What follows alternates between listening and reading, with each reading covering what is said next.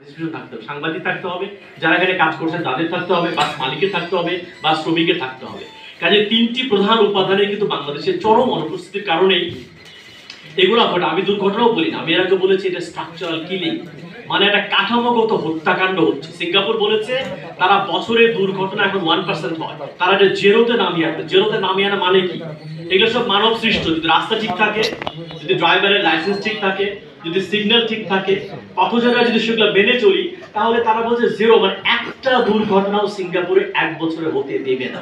তার মানে মানুষ চাইলেই এগুলাকে দূর করতে পারে।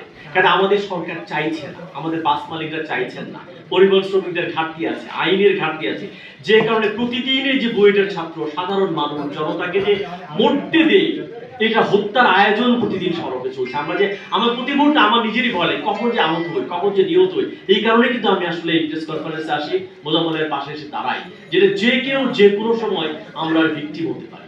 কাজে কি করতে হবে? এই সড়কে সুশাসনটি নিশ্চিত করতে হবে। এখানে যে দুর্নীতি, বিশাল সিন্ডিকেট, আমরা গণঅভ্যুত্থান হলো 2000 মানুষ মারা গেছে, 4000 মানুষ অন্ধ হয়ে গেছে, 31,000 মানুষ আহত হয়ে গেছে, শেখ হাসিনা পালিয়ে গেছেন, তার সুফল তো আমাদেরকে পেতে হবে। এই পরিবহন সেক্টরে তার কোনো সুফল এই 5 মাসে আমরা 1% সুফল দেখি নাই। দুর্ঘটনা কমার কোনো লক্ষণ নাই। পরিবহন বাণিজ্য যে সিন্ডিকেট, ভাড়া বাণিজ্য নিয়ে তার কমার কোনো লক্ষণ আমরা দেখছি না। জিনিসপত্রের দাম তো আপনারা নিজেরাই দেখতে পাচ্ছেন। আইন শৃঙ্খলা পরিস্থিতির কোনো জায়গা নেই। টোটাল 6 মাসের এই সরকারের একটা ক্যাওস।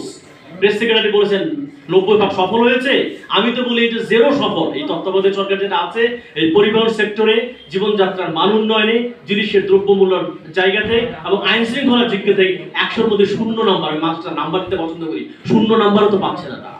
কাজে তাদের কাছে মানুষের অনেক প্রত্যাশা। গণঅভ্যুত্থানে অনেক মানুষ মারা গেছে, তারা তার সুফলটা দেখতে চায় এবং সুফল প্রধানত 3টা সেক্টর দেখতে চায়। তারা আইন দেখতে চায়, জীবন জীবিকা নিরাপত্তা দেখতে চায়, সড়কে তারা সুশাসন চায় এবং জিনিসপত্রের দ্রব্যমূল্যের যে লাগামের ঊর্ধ্বগতি, নিম্নবিত্তের সাধারণ মানুষের নাবিশ্বাস হয়ে গেছে। প্রত্যেকটা রিকশাওয়ালা আন্দোলনের সময় আমি দেখেছি দারুণভাবে ছিল, প্রত্যেকে এখন ক্ষুব্ধ হয়ে গেছে। কাজে এটা সরকারকে আমলে নিতে হবে এবং সিরিয়াসলি সড়কের জায়গা মোজাম্মেল ভাই বলেছেন যে অন্যতম প্রধান প্রায়োরিটির ভিতরে নিয়ে এর ফয়সালা করতে হবে। 24,000 হয়ে গেছে, 25-এ এরকম দুর্ঘটনায় এই মহতসিম মাসুদের মতো বুয়েটের ছাত্র আর কাউকেই আমরা হারাতে চাই। আমাকে শুনবার জন্য আপনাদেরকে ধন্যবাদ।